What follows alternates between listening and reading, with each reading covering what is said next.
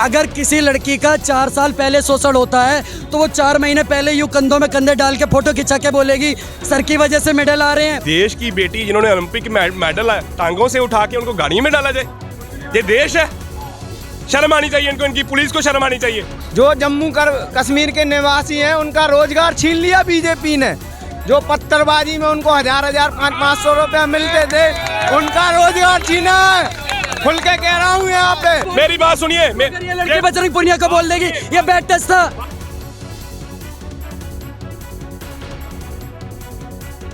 नमस्कार दोस्तों, बहुत बहुत स्वागत है आपका। मैं आप लोगों के साथ शालिनी पांडे। ब्रजभूषण शरण सिंह की गिरफ्तारी के मामले में केंद्रीय मंत्री और खेल मंत्री अनुराग ठाकुर ने पहलवानों से 15 जून तक का समय मांगा है। तो कहा जाए कि सरकार की तरफ से पहलवानों से 15 जून तक की तारीख मांगी गई है ताकि इस बीच में जितनी भी पुलिस या कार्रवाई है वो हो सके और जितनी भी पुलिस जांच है उसकी एक प्रॉपर रिपोर्ट जो है वो 15 जून तक आ सके। उसके बाद देखा जाएगा कि ये जो निर्णय आएगा वो पहलवानों के पक्ष में आएगा या नहीं आएगा। तब तक के लिए पहलवानों की तरफ से भी ये कहा गया है कि वो किसी भी तरीके का कोई धरना नहीं करेंगे। लेकिन इस बीच जिस तरीके से पहलवानों और खेल मंत्री के बीच में मुलाकात होती है और उसके बाद हम देखते हैं कि हिंदुस्तान टाइम्स की एक रिपोर्ट में ये आता है कि जो नाबालिग लड़की थी उसके पिता का बयान पलट गया है। उसमें उन्होंने कहा है कि जिस तरीके से उन्होंने ये कहा है कि जो यौन शोषण की बात की गई है वो यौन शोषण नहीं है, बल्कि कुछ जो भी आरोप लगाए गए थे उसके अंदर थोड़ा बहुत हेरफेर किया गया है। हाँ, एक तरीके से भेदभाव हुआ था मेरी लड़की के साथ, कोई यौन शोषण नहीं हुआ। एक बात बताइए, जब उन्होंने FIR दर्ज कराई उनके पास कितने लाख का वकील है पता है? 10 लाख का वकील है कपिल सिब्बल, जो रात को 12 बजे कोर्ट खुलवा देते हैं, जो 12 बजे रात को कोर्ट खुलवा देते हैं फैसले बदलवाने के लिए। ये सुनेंगे नहीं, मैं बोलो आराम से बोलो, आराम से बोलने दो, आराम से बोलने दो। ये बोलने नहीं देंगे, वही तो बात है।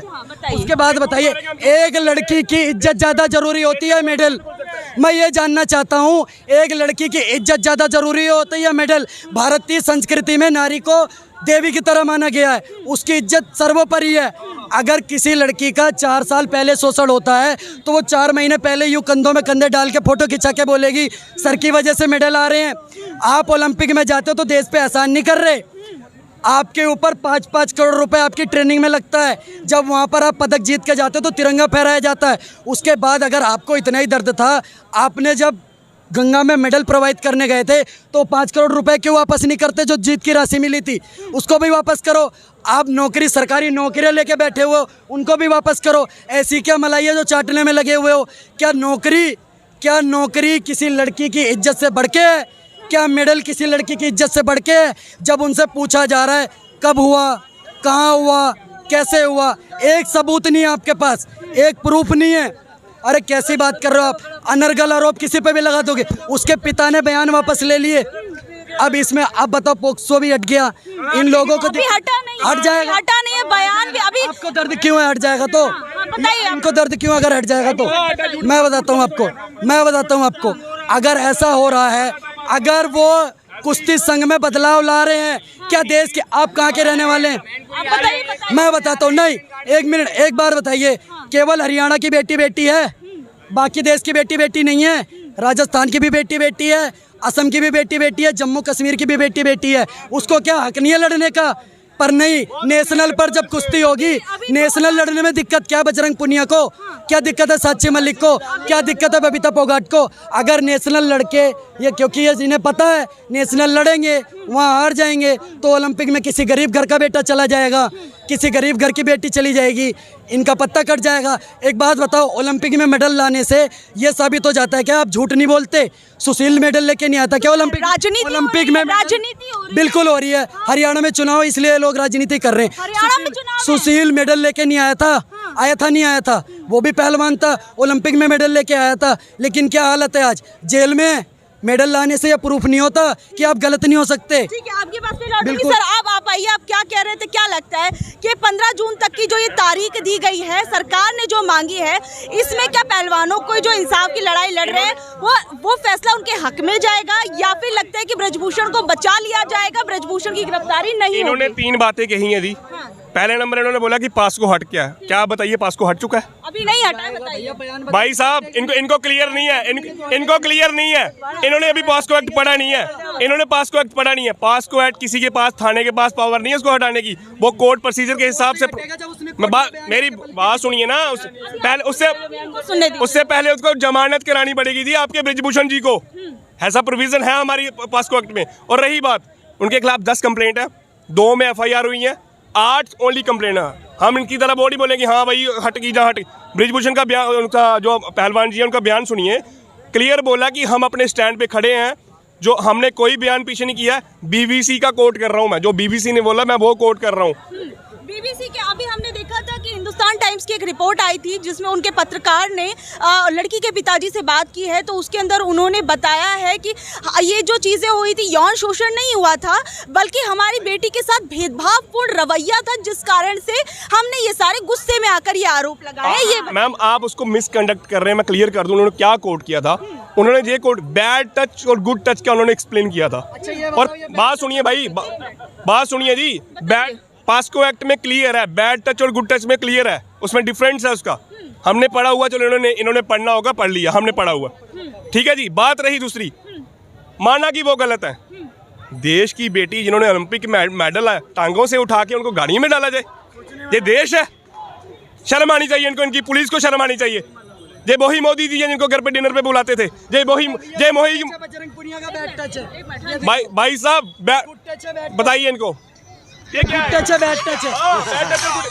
ये देखो ना, ये बजरंग पुनिया है, ये पोस्ट है, ये देखो बजरंग पुनिया है, ये बजरंग पुनिया है। अब ये बताओ ये गुड टच है बैड टच है? देखो ना भैया, आंखें नहीं है, एक्सप्लेन करिए है क्या? ये गुड टच है बैड टच है? ये गुड टच है बैड टच है? मानसिकता है जी, मानसिकता है। मेरी बात सुनिए, लड़की बजरंग पुनिया को बोल देगी ये बैड टच था, नहीं बोल सकती क्या? बात सुनिए, ये मेरी बहन है, ये मेरी बहन है, ये मेरी बहन है। मैं इनको अगर इनको अच्छे तरीके से इनको फील होगा कि बैड टच है, मैम होता है कि नहीं है? आप एक लड़कियों के बताइए, आप पता चलता है क्या वो बैड टच? भाई साहब हमारा संविधान ये कहता है कि 50 साल बाद भी कर सकते हो। लड़की बजरंग पुनिया को बोलेगी ये बैड टच था तो बजरंग पुनिया को जेल हो जाए। अरे यार ये कैसे लोग हैं? आपने ठेका ले रखा है देश के संविधान का। ये विकृत मानसिकता है, इनको भारत के बारे में पता नहीं, विकृत मानसिकता है। कनक वाली विकृत हमें नहीं चाहिए, हम नहीं लेते, हमें नहीं चाहिए मैम। क्या बोले?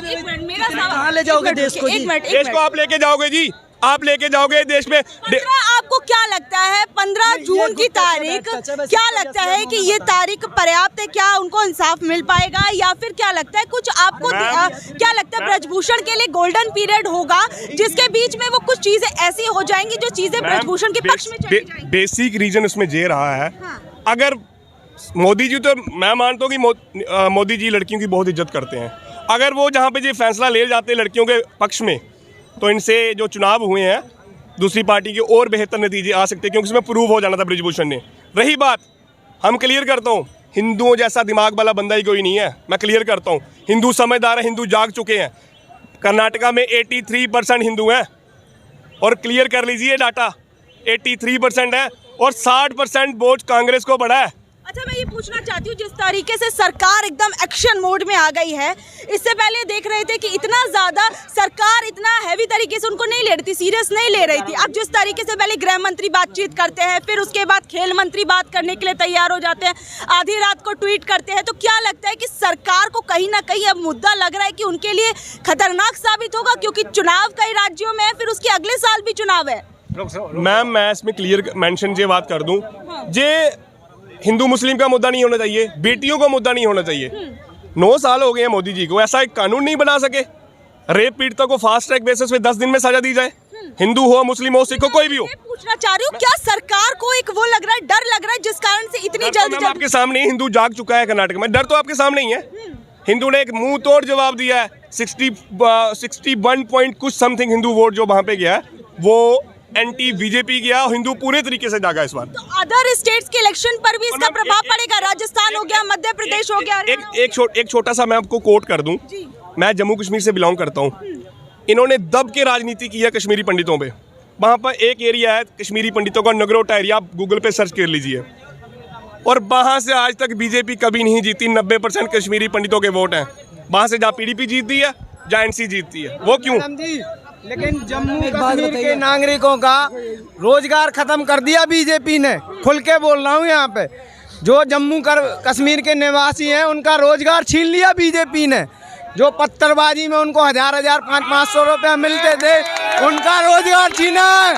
खुल के कह रहा हूँ यहाँ पे, जो बीजेपी वालों ने रोजगार छीना है ना, अब वो तो चिढ़ेंगे ही ना बीजेपी से। चिढ़ेंगे कि नहीं? अब किसी का रोजगार छिन जाए ना, फिर तो यार वो तो जितनी चाहे 370 को कोट कर दूंगा। एक सेकंड, एक करके सबके पास आओ। अरे सरदार जी, तुस्सी बारी भी हाँ बताइए, करो आप बोलो, बताइए। तुसी बारी आगे। छोटी बारी भी आऊंगी। बताइए। जम्मू कश्मीर में आए दिन पत्थरबाजी होती थी। देखो, पत्थर खाने वाले भी वहीं के रहे हैं और मानने वाले भी वहीं के हैं। हम तो यहाँ के हैं, हमें तो नहीं है पता ना। मैं तो सोशल मीडिया न्यूज में ही देखता हूँ। पत्थर मानने वाले भी जम्मू कश्मीर के और खाने वाले भी वही। अगर वो बंद करवाए ना तो बीजेपी ने करवाया वो बंद, तो उनका एक सेकंड, उनको पत्थर सुनो, उनका रोजगार छीना है बीजेपी ने। ये आरोप मैं लगा रहा हूँ बीजेपी पे। छोटी सी बात मैं भी कहना चाहूंगा, देखिए जिसको भी मिर्ची लगती रहे। मैं बताता हूँ सीधी बात, जैसे कि रात को एक ऑल आउट आता है, ऑल आउट एक भी मच्छर नहीं बचेगा, वैसे घाटी में सेना का ऑपरेशन चल रहा है, ऑल आउट एक भी आतंकी नहीं बचेगा। सुबह सोते रहोगे, सुबह सोते रहोगे, सुबह उठोगे, न्यूज देखोगे, सेना की मुठभेड़, 4 आतंकियों को ढेर करा, यही न्यूज सुनोगे। मैम सुनिए, ऑपरेशन ऑल आउट, एक भी मच्छर नहीं बचेगा। सुनिए बात, इनकी बात को मैं कोट कर दूं। इन्होंने अभी सिर्फ मुठभेड़ सुना है, देखी नहीं है कभी। अच्छा, जब मुठभेड़ होती है मैम, उसमें हमारे सैनिक भी शहीद होते हैं। बताली से उनको आतंकियों को छोड़ देना चाहिए, जलेबी लेकर सैनिक मरवा देने चाहिए, राहुल गांधी की तरह कि भारत में मुसलमान खतरे में। अमेरिका से जाके ये बोले, अरे भैया कैसा देश बनाओगे? सुनिए।